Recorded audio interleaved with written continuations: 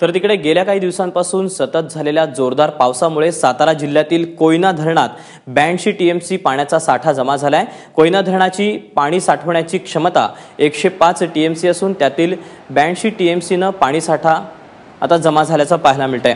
त्यामुळे कोयना पायथा विद्युत प्रकल्पातून पाण्याचा 2100 क्युसेकने पाण्याचा विसर्ग सुरू आहे। त्यामुळे कोयना नदी काठच्या गावांनाही सातारा जिल्हा प्रशासनाच्या वतीने सतर्कतेचा इशारा देण्यात आलाय। सध्याची परिस्थिती पाहता कोयना धरणाचे दरवाजे कोणत्याही क्षणी उघडण्याची शक्यता वर्तवली जात आहे।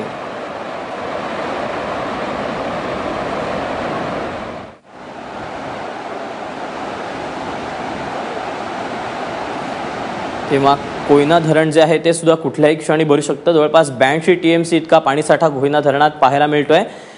त्यामुळे कोयनेकाठच्या गावांना आता प्रशासनाने सतर्कतेचा इशारा दिलेला आहे। सातारा जिल्ह्यात गेल्या काही दिवसांपासून सतत पावसाचा जोर पाहायला मिळतोय।